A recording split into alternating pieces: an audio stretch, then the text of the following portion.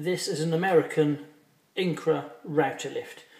Very nice 10mm thick solid plate top. It's got a clean sweep ring set in it, which means we can use it with a box underneath that's a clean sweep box and removes all of the dust from underneath.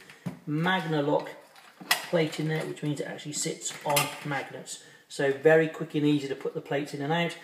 Standard one comes with solid rings, which doesn't just extract from the bottom. We have a locking mechanism on the top here. That's now in the locked position to actually hold the router at the right height. Otherwise, if we unlock him, we can use this very accurate dial. I'll just put that magna plate back in again, as easy as that, to actually wind him up and down. When we've got him up in his top position,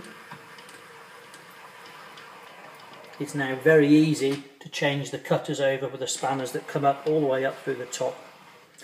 Also, when the fence is in position, as we brought him forward to the cutter, we can still actually use the big adjuster to move him up and down, no moving the fence back. I'll lift them out.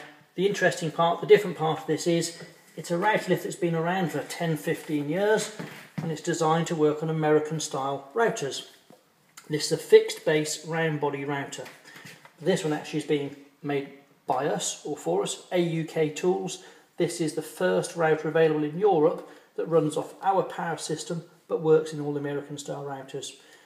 So very nicely held in here, very, very secure. It's a variable speed router, soft start. Put it back into there again.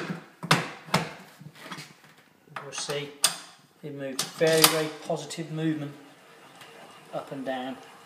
This really is the Rolls Royce of router lifts, but now actually usable with an English style router.